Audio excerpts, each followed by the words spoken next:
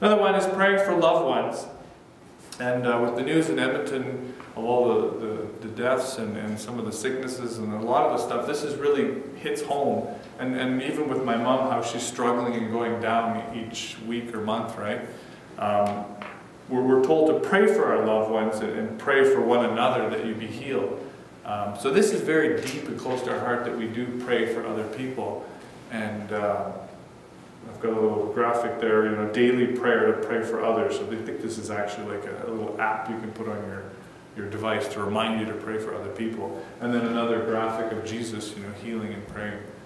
So this is definitely one section of prayer. Now, what about praying for a new car, or a new job, or a new home, or something like that? Those are big points in our life.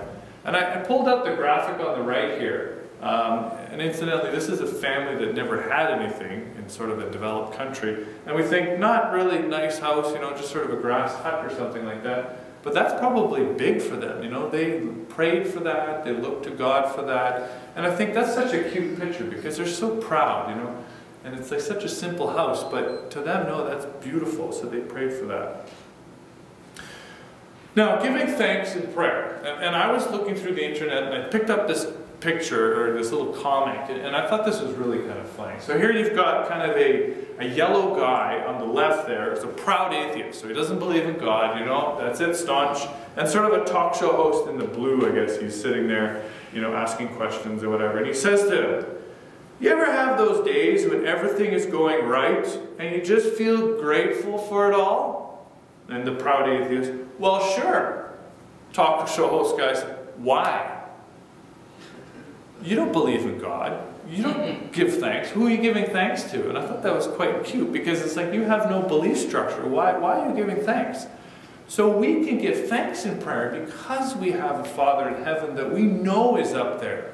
We believe Him and we know we can give Him thanks because He is running the show. I thought that was quite powerful because that's the section that we're supposed to give thanks in prayer. And we have the opportunity. Praying for spiritual wisdom. So we find in Colossians 1, 9 through 10. So admonishing the church there, being filled with this knowledge of the will and spiritual wisdom and understanding, so that you walk in a manner worthy of the Lord, fully pleasing to Him, bearing fruit, every good work, increasing the knowledge of God. So he's praying that they may be filled with that in the church, admonishing the church in Corinth.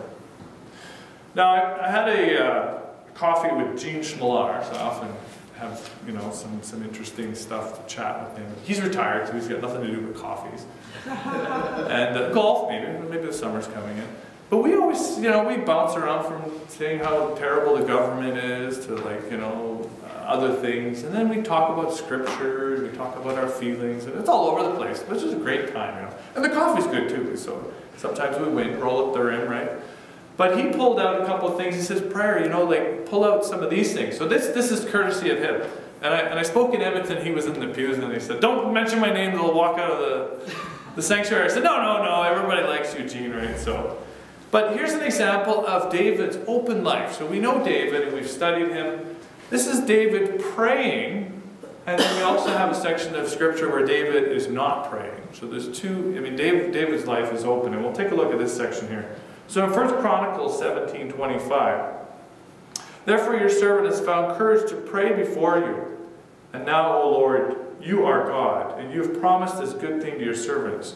Now if you're pleasing to bless the house of your servants, that it may continually forever before you. O Lord, that you have blessed and his blessings forever. And we see in the next section there, David defeats his enemies. So I know there's a bunch of scriptures where he defeated all sorts of people. This one was a real good one because he defeated the Philistines. He subdued them. He took Gath and the villages out of the hands of the Philistines. He defeated Moab, the Moabites, and they became servants to David. He also defeated Hazael, the king of Zoab. So all these things, right? It's like, oh wow, you know, David prayed and what happened? Beautiful, right? And that was a model back then. You allow God in, and He would fight the battles for you.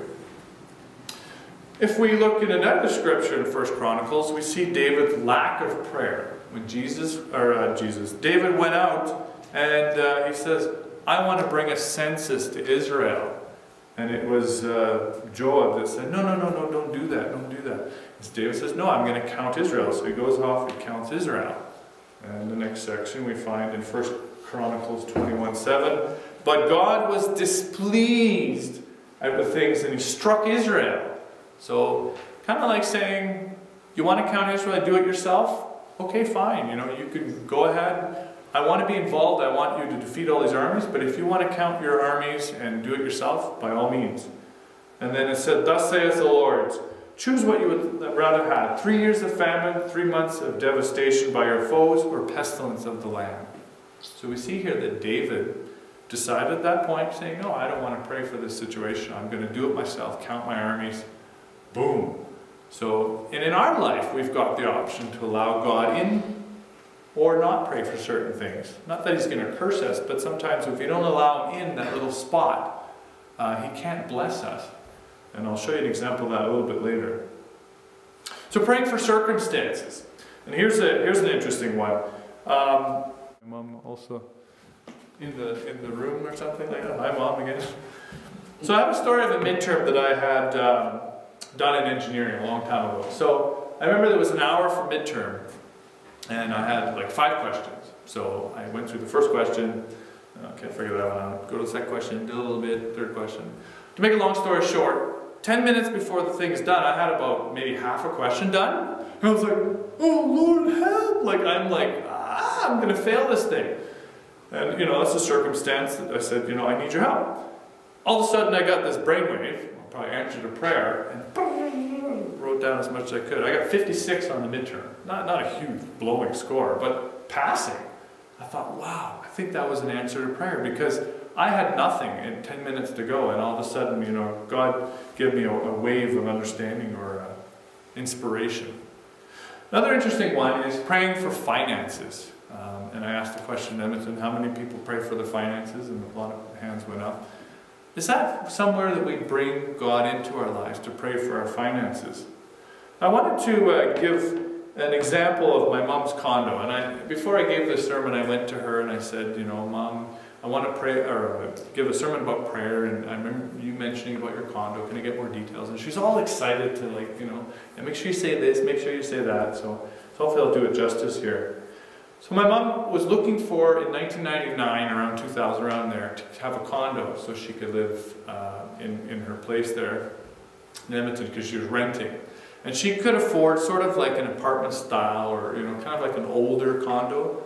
And and she prayed about it, and God kept prodding her to say, buy this new place, buy this new place. And it was a lot higher price, and she's like, well, I can't afford that, that's too, but buy this new place. Every time she, would talk and pray about it, buy this new place. So I said, okay, well, we'll buy this new place, right? To make a long story short, that was the one that she sold, like 15, so she lived there for 15 years, that was the one we just sold, right?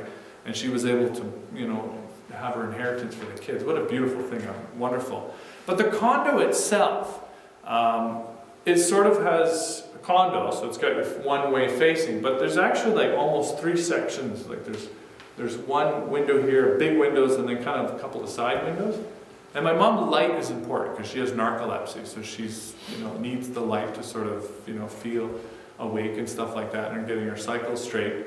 And she remembers the first time that she sat on the couch and she's had the sun coming in. And the warmth of the sun when you're like on whatever floor, and it's just, oh, it's so nice. And she said that was God just saying, you made the right decision. I'm here with you. I'm with you right now in the sunshine. And I thought, oh, that's so beautiful. And that, lasted for 15 years, where every time the sun came in, she's reminded of like God blessing her with that condo. And God being in her life. And I think that's so wonderful. And I'm happy that the home she's at now has a window, and she could at least have the sun coming in. Smaller, not as nice as her condo, but that sort of, light that she mentioned. But she gave that decision to God. She said, Lord, I want, to do this. And that's her, and I think God blessed her. Now, when she bought the condo, I remember speaking or having a conversation with a buddy at coffee, and I said, my mom's praying for this, and she's all this. It's like, well, he's not going to protect her from big insurance rates or losing her job or, you know, all these disastrous things that could happen, right? And I said, I know that, like, but when she stops and says, Lord, I want to do this, she's allowing God to make that decision, to help her in that decision, and to bless her. And I think that's wonderful. I also have another story of myself. In 2000, you know, when the whole market went, and when the RSPs and the stock and the whole thing crashed, right? So I said, do something drastic in 2000. So I thought, I got to go travel, I got to get out of here, the whole world's going to disappear. Well, I knew it wasn't, but, you know, it's an excuse to get out and do stuff, right? So I had a big student debt, because I did, you know, 5 years of university, and then I had some of this RSPs that I was working at the Royal Bank and accumulating those. And I remember being in the bathtub and saying, Lord, I just want to serve you, I want to travel, I want to, you know, do missionary work, like all this stuff, right? And he sort of said, well, just pay off your student debt with your RSP. And I was like, well, no, don't touch those. Like, everyone says, no, you're not retiring, you can't do that, right?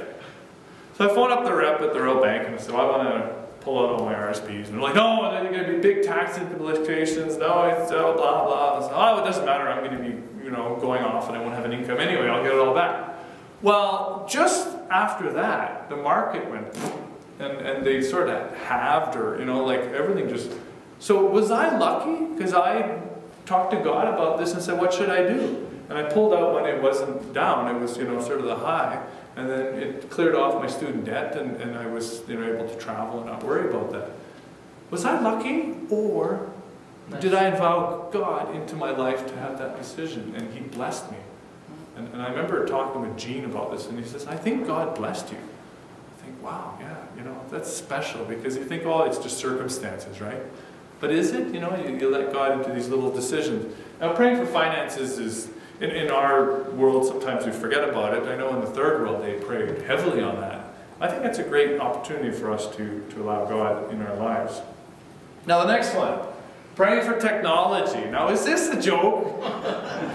Or is this serious, right? So the guy's saying, Lord, no, take me instead. So this melting computer, is like, I thought that was hilarious. I got to include that one.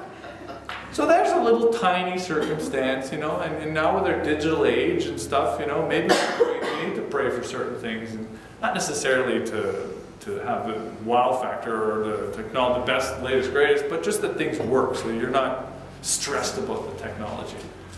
So obviously, and I do always